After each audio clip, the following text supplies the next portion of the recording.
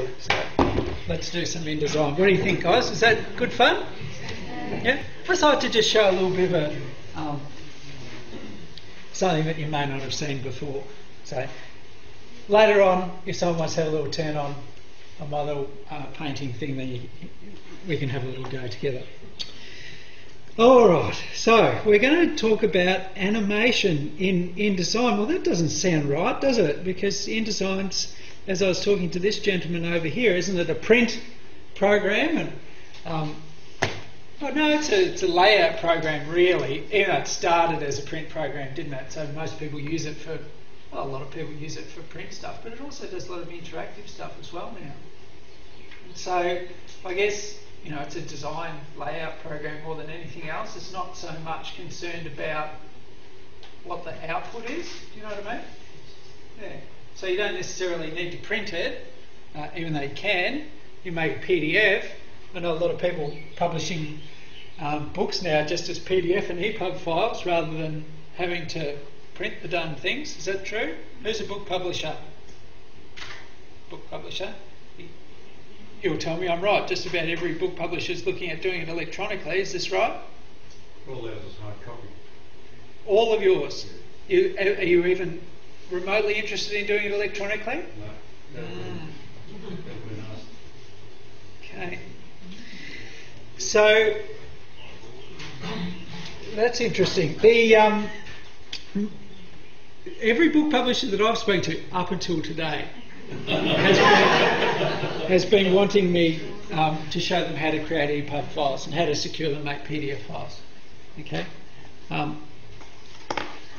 All their staff know how to use InDesign, so they don't want to have to learn anything else new. You know. So there's all of those reasons. Anyway, regardless, it is a great tool for creating interactive content and animations and all the rest of it, whether it's for something that's online, whether it's for an iPad application, which of course we've got the new digital publishing solution coming out for tablet devices, so you can publish directly to, you know, these things and Android tablets and all the rest of it straight from InDesign as well. So you'll be hearing perhaps a little bit more about that. But there's definitely a huge amount of uses for it in that case.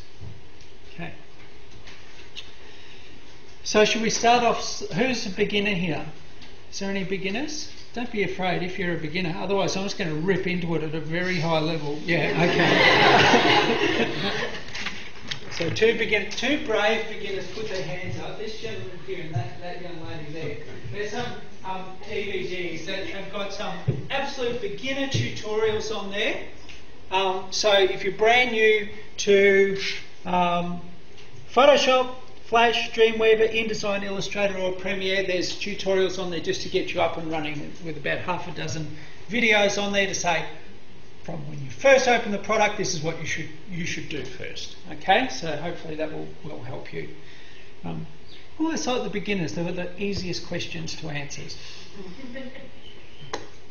Animation. Okay, so we'll start off nice and gently, and we'll do the old circle technique, and then we're going to move into some more advanced stuff as we go along. But if you have any questions as we go along, please just sing out and we'll try and answer them. Sound good? Yep. Okay. Well, I guess let's start from the start. I've already got a couple of documents open. We're going to use these to work on, but I guess if you are doing animation, you should know the intended output before you go ahead and start making it, because it will work in some formats but not in others. You obviously can't print the animation, otherwise you'll have a 25 frames a second book or something like that. It's going to be a very long volume. So is it going to go into a PDF, or is it going to go online, or is it going to go on a portfolio, or what is it going to do? So you should know something about animations. Animations won't work natively inside a PDF file, just as a PDF. You can put them into a PDF file as an interactive overlay, like a SWF file into a PDF, because it will play inside that way, but not just as a standard PDF file. So you should understand that. Okay. You know, buttons, rollover buttons and hyperlinks and movies, they all work inside a PDF, but the animation is something a little bit different, something a little bit more than that.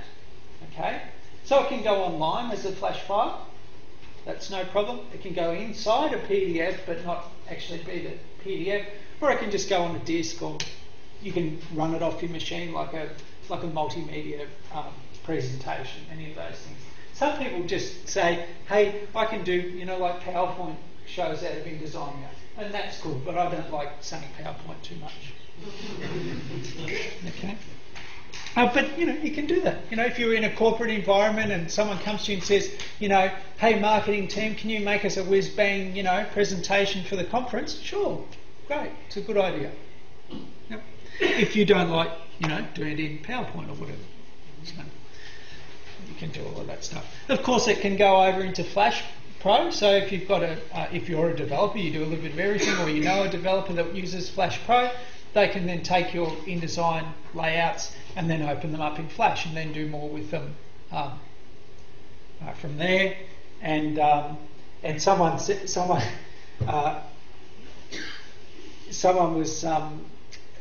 always asks in my presentations, but can it be converted into HTML or something? So there's an announcement today on Adobe Labs. So if you go to labs.adobe.com, there's a new public beta running on there called Wallaby that allows you to convert InDesign Swifts, or any Swift for that matter, into HTML5. So it will do a conversion for you and into HTML5. So the animations that you do in InDesign can then be converted over to HTML5 animations. So did anyone have a HTML5 question for me today? Because I'm sure someone did. There's your answer. Okay, so do that. Got to love HTML5. Thank you for reinventing stuff that we already had. HTML5. Anyone remember an animated GIF file? That was an HTML animation, wasn't it? Right. Transparent ping file. Do. Wow. Thank you, HTML5. Righto. So,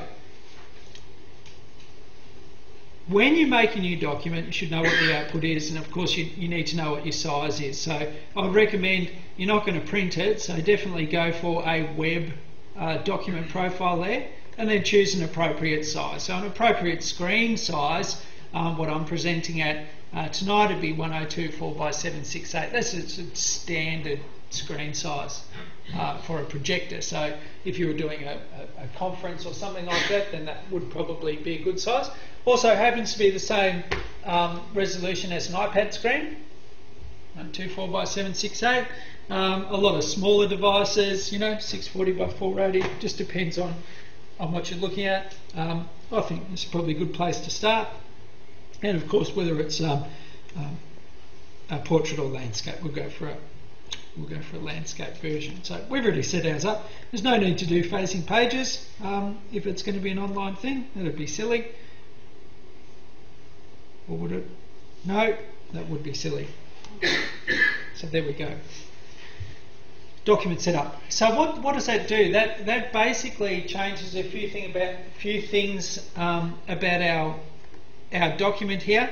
Well, our default swatches are going to be RGB because we're working from screen. So you'd probably be silly to choose CMYK colours if you're working from screen. So all of those things change over. The transparency, flattener business is all RGB. So basically, colour profiles, everything's RGB. Okay. I would go ahead and get straight into the interactive workspace. Let me reset it for you. So you just come up to the top here, say interactive. Reset it so all the panels are there. There is also this interactive for PDF. So what that one does is it hides all of the interactivity that won't work in a PDF. So it just shows you, the hyperlinks and the buttons stuff, rather than all the animation and the timing and all that stuff that we're going to look at tonight. And we can reuse this stuff. One of the previous chapterettes from our New Zealand team, Martino de Gloria. You know Martino? He's fantastic. he's got a free script on his website actually at the moment for, we might have a look at it later on, for taking SWIFTs off the page, converting a PDF and then plonking them back onto the PDF page as well. So it does a little bit of hard work for you. So it's quite good if you want to have animations in your PDF. So interactive for PDF does all of that. So we're just going to go straight for interactive. I'll zoom back out. And then it brings out this set of panels over here on the right, which is, of course, for animation, timing, the preview, media, object, states, and buttons.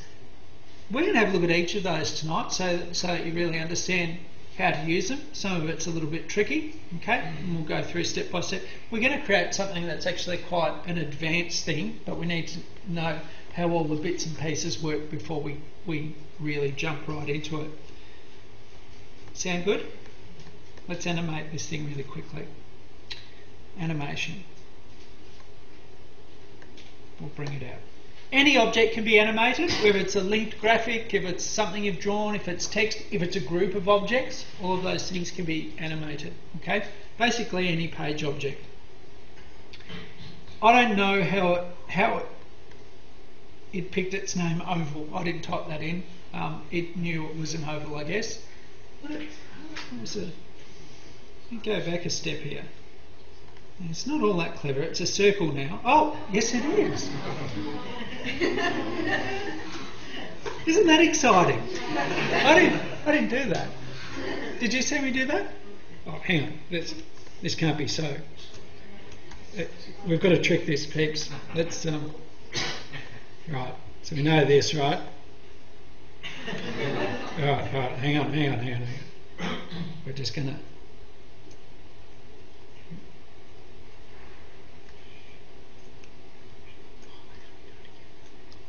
Oh, I've lost my mind. How do you do the star again? There we go. Ah! Didn't know how to do that. Okay. Let's do a star then, just to trick it. There we go. So, we've got our star.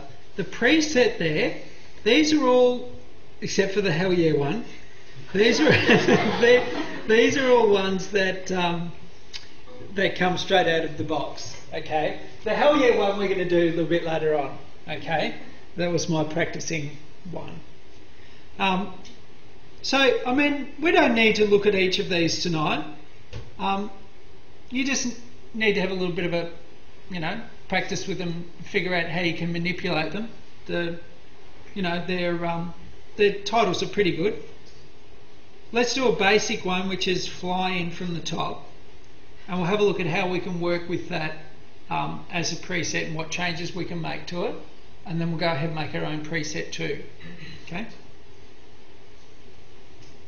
Or do you want to do gallop? No, we'll do fly in from top. Okay, so that's good.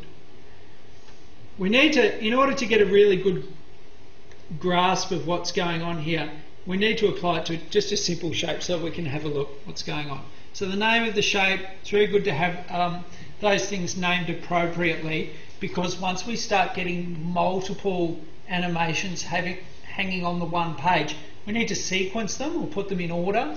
And so if you just got circle 1 or oval 1, 2, 3, 4, 5, 6, it's going to be very difficult to know which one you do unless you name them appropriately. Okay, so we are going to call this the star.